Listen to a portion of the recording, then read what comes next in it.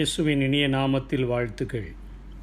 தாவீதினுடைய வாழ்விலிருந்து அவர் ஆண்டவரோடு கொண்ட உறவை நாம் கொஞ்சம் தியானித்து பார்த்தால், இந்த நாட்களிலே நாமும் ஆண்டவரோடு கூட அப்படிப்பட்ட ஒரு ஐக்கியத்தை, உறவை கொள்ளுகிறதற்கான ஒரு வாஞ்சை நம்மிலே ஏற்பட முடியும். 4ஆம் சங்கீதத்தின் கடைசி பகுதியிலே தாவீது சொல்லுகிறார், சமாதானத்தோடே படுத்துக்கொண்டு நித்திரை செய்வேன், கர்த்தாவே நீர் ஒருவரே என்னை சுகமாய் தங்க பண்ணுகிறீர் என்று சொல்லுகிறார். படுக்க போகும்பொழுது நான் ஜெபிப்பேன், நான் ஜெபித்து விட்டு படுக்கச் செல்லுவேன், நீர் ஒருவரே என்னை சுகமாய் தங்க பண்ணுகிறவர் என்கிற ஒரு ஜெபத்தோடு கூட அந்த நாளை முடிக்கிற சங்கீதக்காரனாகிய தாவீது நடுராத்திரியில் நடக்கக்கூடிய காரியங்களை அவருடைய வாயினாலே அறிக்கையிடுகிறார். படுக்கையில் நான் உம்மை நினைக்கிறேன், ராஜாமங்களில் நான் உம்மை தியானிக்கிறேன் என்று சொல்லுகிறார். ஒரு தியானமுள்ள ஒரு வாழ்க்கை. என்னுடைய வாழ்க்கையிலே ஆண்டவர் என் சூழ்நிலைகளுக்கு என்ன சொல்ல விரும்புகிறார், நான் விட வேண்டிய ஏதாகிலும் பாவம் ஏதாகிலும் உண்டா, நான் அவருக்கு செய்ய வேண்டிய கட்டளைகள் எதுவாகிலும் உண்டா, எனக்கென்று என்னை ஆசீர்வதிப்பதற்கென்று என் ஆண்டவர் ஏதாவது வாக்குத்தத்தங்களை தருகிறாரா என்று சொல்லி தியானிக்கிற ஒரு மனிதன் அதிகாலையிலேயே எழுந்து அவன் ஜெபிக்கிற ஜெபத்தை அந்த 5ஆம் சங்கீதத்திலே அவர் தொடர்ச்சியாக சொல்லுகிறார்.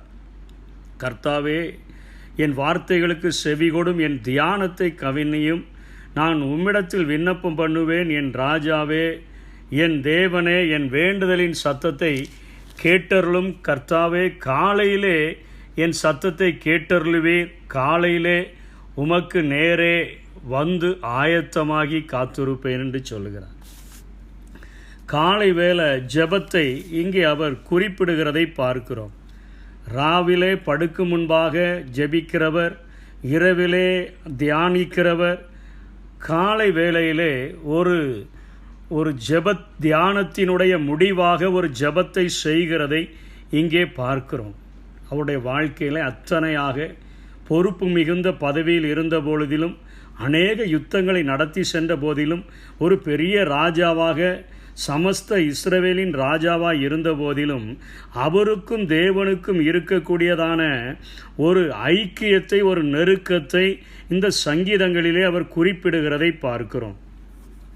காலையிலே ஜெபிக்கும் பொழுது அவர் ஒவ்வொரு நாளும் ஒவ்வொரு புது அர்ப்பணிப்போடு கூட ஜெபிப்பதாகவும் குறிப்பிடுகிறார். சங்கீதம் 55:17 சொல்லுகிறார், அந்தி சந்தி மத்தியான வேளைகளில் நான் ஜெபிப்பேன் என்று சொல்லுகிறார். சங்கீதம் 88:13 சொல்லுகிறார், காலையில் என் விண்ணப்பம் உமக்கு முன்பாக வரும் என்று சொல்லுகிறார். நான் தியானம் பண்ணி முறையிடுவேன், அவர் என் சத்தத்தை கேட்பார் என்று சொல்லுகிறார். சங்கீதம் 119:147 சொல்லுகிறார், அதிகாலையில் நான் எழுந்து சத்தமிட்டேன், உம்முடைய வசனத்துக்கு காத்திருக்கிறேன் என்று சொல்லுகிறார். இப்படியாக அவருடைய வாழ்க்கையிலே அவர் காலையில் ஜெபிக்கிற ஜெபத்தை சொல்லுவதன் மூலமாக அவர் நமக்கு கற்றுக் கொடுக்கிற ஒரு பாடம் என்ன, ஜெபம் இல்லாமல் வாழ்வு இல்லை என்பதை தெளிவாக அவர் சொல்லிக் கொடுக்கிறதை பார்க்கிறோம். ஜெபம் இல்லாமல் ஒரு வாழ்க்கை இல்லை என்பதை கற்றுக் கொடுக்கிறார். உபாகமம் 4:29 அப்பொழுது அங்கே இருந்து உன் தேவனாகிய கர்த்தரை தேடுவாய், உன் முழு இருதயத்தோடும் உன் முழு ஆத்துமாவோடும் அவரை தேடும்போது அவரை கண்டடைவாய் என்கிற வசனத்தின் உறுதியை அவர் பிடித்து கொண்டபடியினாலே அவர் காலையிலே ஜெபிக்கும்படியான ஒரு வாழ்க்கையை அவர் செய்கிறதை பார்க்கிறோம். ஜெபமில்லாமல் ஒரு வாழ்க்கை இல்லை என்பதை அவர் நமக்கு கற்றுக் கொடுக்கிறார். நம்முடைய வாழ்க்கையிலும் நாம் காலை வேளையிலே ஜெபிக்க ஆரம்பித்தோம் என்று சொன்னால், ஒரு செடியினுடைய இலையிலே காலையில் பெய்யும் பனிகளினால் அந்த செடியினுடைய இலைகளும் வேர்கள் எல்லாம் நனைந்து, மதிய வேளையில் வறட்சிகள் எத்தனையாய் வந்தாலும் அது தாக்கு பிடிக்கிற அளவிற்கு அந்த பனித்துளிகளினுடைய அந்த மகிமை காணப்படுகிறதை நாம் கண்களினால் காண்கிறோம். அதே போல காலையிலே பரலோக கிருபைகள் நமது ஆத்துமாவின் வேர்களை நனைக்க வேண்டிய அந்த நேரத்தில் நாம் ஆண்டவரை தேடி அவரை தியானித்தோம் என்று சொன்னால், வறண்டு போன இந்த உலக வாழ்க்கையின் அனுபவங்களில் சாய்ந்து கிடக்கிற நமது மன வீதி, காய்ந்து கிடக்கிற நமது மன வீதிகளிலே குளிர்மைப்படுத்துவதற்கு இந்த காலை நேர காத்திருப்பு மிகவும் பயனுள்ளதாக நமக்கு அமைந்துவிடும். அது நம்மை சூழ்ந்து கொள்ளும் ஒரு காருண்யம் போல அது நமக்கு உதவி செய்யக்கூடியதாக இருக்கிறது. ஆகவே அதிகாலை வேளையிலே ஆண்டவரை தேட பழகி கொண்டோம் என்று சொன்னால் அது நம்முடைய வாழ்வின் ஒரு அனுபவமாக மாறிவிடும். இரவிலே ஜெபிக்கிறார், இரவிலே படுக்கைக்கு முன்பாக ஜெபிக்கிறார், படுக்கையில் தியானிக்கிறார், அதிகாலையில் எழுந்து ஜெபிக்கிறார், இப்பொழுது ஒரு தீர்மானம் கூட எடுக்கிறார். நான் அந்தி சந்தி மத்தியான வேளைகளிலே நான் அவரிடத்தில் ஜெபிப்பேன் என்று சொல்லி அவர் அங்கே சொல்லுகிறதை நாம் பார்க்கிறோம். சங்கீதம் 119:16 சொல்லுகிறார், உமது கட்டளைகளை தியானித்து உமது வழிகளை கண்ணோக்குகிறேன், உமது பிரமாணங்களில் மனமகிழ்ச்சியாக இருக்கிறேன், உமது வசனத்தை மறவேன் என்று சொல்கிறார். ரெண்டாவது காரியம், நான் அவரோடு கூட ஜெபிக்கிறதினால் நான் அவருடைய வசனத்தினால் நான் போஷிக்கப்படுகிறேன் என்று சொல்லுகிறார். அதிகாலையில் அவருடைய சமூகத்தில் அவர் பேசுகிற வரையிலும் நான் காத்திருக்கிறபடியினாலே, நான் தியானித்து அவரிடத்தில் வேண்டுதல் செய்கிறபடியினாலே அவர் எனக்கு தேவையான, என்னுடைய வாழ்க்கைக்கு தேவையான போஷாக்கை, வாக்குத்தத்தங்களை, வழி நடத்துதல்களை அவர் எனக்கு தரக்கூடியவராய் இருக்கிறார். அவருடைய பிரமாணங்கள் எனக்கு மனமகிழ்ச்சியாய் இருக்கிறது. அவருடைய வசனங்களை நான் மறக்காத ஒரு வாழ்க்கையை நான் வாழ்கிறேன் என்று சொல்லி அவர் அங்கே இரண்டாவது ஒரு காரியத்தை சொல்லுகிறதை பார்க்கிறோம். மூன்றாவது, ஆண்டவருடைய பதில்களை எதிர்பார்க்கிறவராக. அவருடைய நாட்களிலே துன்மார்கள் பழிவாங்கப்படுகிற ஒரு காரியம் இருந்தது.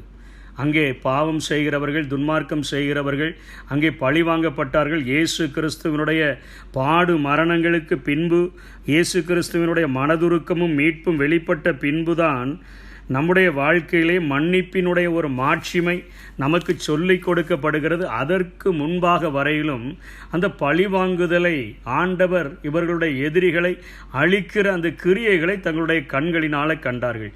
இவர் ஜெபிக்கிறவர், காலையிலே என்னுடைய சத்தத்தை கேட்டார் என்று சொல்லுகிறார். என்னுடைய வாழ்க்கைக்கு தேவையான நல்ல போஷாக்குகளை ஆண்டவர் எனக்கு தந்தார் என்று சொல்லுகிறார்.